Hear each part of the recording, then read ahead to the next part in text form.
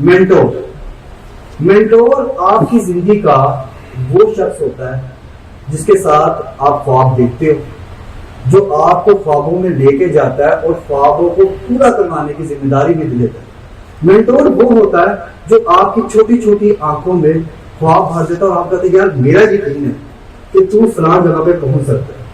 Iraq का ना एक छोटा सा शहर है रखा, वहां पे ना एक ऑर्फन होता है एंड ही वाज बिग, और वो ऐसा ऑर्फन था कि ना माँ ना बाप ना बहन ना भाई कोई भी नहीं था उसके आगे पीछे। तो एक दफा उस्ताद एक आया, उस्ताद ने कहा क्या कर रहे हो? वो उस्ताद कहता है, तो वो बच्चा कहता है तो मैं तो मौत का इंतजार कर रहा हूँ। उसने पूछा, उस्ताद ने पूछा क्यों? कहता ना मेरी माँ है ना मेरा बाप है, ना मेरी माँ है ना मेरा बाप है, ना उम्मीद है ना यकीन है, मेरे पास कुछ भी नहीं है, मैं सिर्फ मौत का इंतजार कर रहा हूँ। तो वो जो है वो बुजुर्ग से कहते हैं तुम इस तरह करो, अपनी आंखों को ख्वाबों से भर दो, अपनी आंखों को ख्वाबों से भर दो, और जो भी तुम्हारे यहाँ पे अहले इल्म आए उसे लुकमा लुकमा चबा डालो, जितनी किताबें मिले पढ़ डालो। तुम कभी भी ना कभी तुम्हें मौत आएगी और ना ही तुम्हें कभी इस तरह की फीलिंग होगी। लो जी, वो बंदा अगले 19 साल अपने जिंदगी के जो चाह रहा था मर जाऊं, उस बंदे ने 19,000 किताबें पढ़ी और उसका नाम कोई नहीं जानता, ठीक है ना। और वो 700 साल पुराना बंदा है, ठीक है। उसका नाम है अब्दुल रहमान, जिसे हम इमाम इब्ने जोजी के नाम से जानते हैं। तो अगर हम देखें तो मेंटोर की कितनी अहमियत है आपकी जिंदगी में, ठीक है ना। आपके मेंटोर की कितनी अहमियत की जिंदगी है कि आपको वो ख्वाब दिखाता है, उसको अचीव करवाता है और एट द एंड वो तमाम की तमाम चीजों में आपके मददगार साबित होता है, ठीक है। तो आज का अगर हम लोग सेमिनार को वाइंड अप करें तो पहला पॉइंट क्या था? Focus on your dream. Second क्या था? Identify your distraction. थर्ड क्या था? Raise your standards. फोर क्या है जी? मेंटोर। आपके साथ एक छोटी सी स्टोरी शेयर करूंगा और उसके बाद सेमिनार अपना वाइंड अप कर दूंगा, ठीक है। उसके बाद अगर आपके कोई क्वेश्चन आंसर हुए तो मैं उसका जी आपके साथ करूंगा, ठीक है। ये कहानी है एक लड़के की। वो लड़का 4 साल का था तो उस लड़के को पूरी साइड पे फालज का अटैक हो गया। उसकी जिंदगी वहीं रुकी क्योंकि उसको मिलने वाले जिंदगी के अगले सालों में मिली क्या? नाकामियां, महरूमियां। उसको इतनी हमदर्दियां मिली, इतनी हमदर्दियां मिली कि उसे हमदर्दी के हे से भी नफरत होगी। जो उसको मिलता बच्चे बड़ा क्या, उस बच्चे की कॉन्फिडेंस की धज्जियां उड़ी। उस बच्चे को 3 दफा बच्चा फालज का अटैक, उस बच्चे को 3 दफा कोमा में गया। एक दफा 2 घंटे के लिए, एक दफा 4 घंटे के लिए, एक दफा 6 घंटे के लिए। किसी ने कहा मुल्तान शरीफ चले जाओ, वहां पे बाबा जी बड़ा अच्छा इलाज करते हैं बच्चे का और आपके बच्चे को ठीक ठाक करके भेजेंगे। उनका इलाज क्या था? गरम गरम जो सीखों वाली सलाख होती, वो तपती सीखों की सलाख उस बच्चे की टांग पे लगाते थे। उस बच्चे की चीखें निकल आती थी, लेकिन उस बच्चे को आराम नहीं आया। किसी ने उस बच्चे को खिंच पड़ना शुरू हो गया, उसका ना पाँव इस तरह हो गया।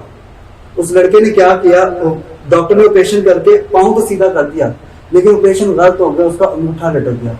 वो लड़का अपने जिंदगी के अगले 6 साल शूज नहीं पहन सका क्योंकि अंगूठा नीचे था, लगता था दर्द होती। फिर डॉक्टर ने ऑपरेशन फिर किया, रॉड वाड डाल के अंगूठा तो सीधा कर दिया, लेकिन उंगलियां जो थी वो लड़का आ गई। अब उस लड़के को, अब वो जो लड़का है वो लड़का शूज तो पहन लेता है, लेकिन उसकी टांग, उसके उंगलियों पर पट्टी होती है। जिंदगी जा रही थी जैसे चल रही थी। उसका एक दोस्त आया, कहता है पढ़ के क्या करना तो काम नहीं, चल मेरे से। उसने कहा मैं, अब उसके बाद टाइम था सोचने का कि what he desire to do, वो क्या करेगा आगे।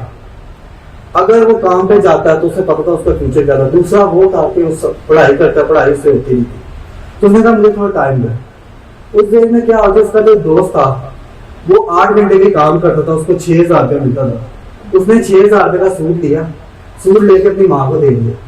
उसकी माँ ने वो सूट उठाया, उठाने के बाद उस अपाहिज लड़के की माँ को दिखाने कि देख मेरे बेटे ने कितना जबरदस्त सूट लेके दिया। और उसकी माँ ने सूट की तरफ देखा, अपने बेटे की तरफ देखा और सूट वापस कर दिया। उस बेटे का देखा, या अल्लाह जमीन खुले फट जाए, मैं अंदर करूँ, मैं अपनी माँ को खुशी नहीं दे सकता, मैं कैसा बेटा हूं। उसने सोचा, उसने कहा बिकना तो मैंने है लेकिन महंगा होता। उसने दुनिया का सबसे मुश्किल तरीन काम किया, वो था स्टडी करना। क्लास में बच्चों को एक दफा में याद हो जाता था, उसको 10 दफा याद करने से भी याद नहीं था। घंटा घंटा उस लड़के ने याद करके लिखते जाना, लिखते जाना, लिखते जाना, लिखते जाना, याद नहीं होना, खड़े रहना, फिर पढ़ना, फिर भूल देना। लेकिन वो लड़का लगा रहा, मेहनत करता रहा, करता रहा, करता रहा, करता रहा। आज उस लड़के का एक स्कूल है, एक लड़के की, उस लड़के की अकेडमी है, वो उसका यूट्यूब का चैनल है, और वो पाकिस्तान का मशहूर मरूफ मोटिवेशन स्पीकर बन के आपके सामने खड़ा होकर आपको अपनी ओरिजिनल स्टोरी सुना।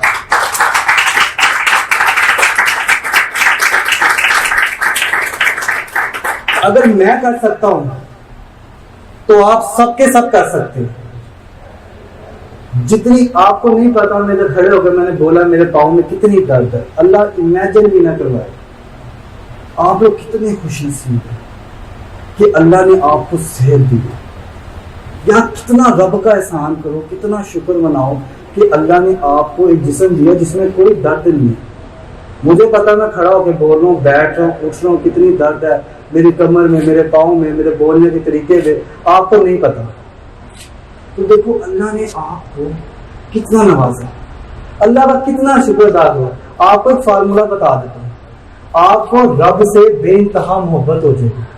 ये फार्मूला, ये जो है, मैंने तारिक बिलोच सराय की किताब, एक किताब का रिव्यू किया था मैंने, उसमें पढ़ा था, वो था रब के एहसानात याद करते रहो, रब के एहसानात याद करते रहो, इससे मोहब्बत खुद ब खुद हो जाएगी।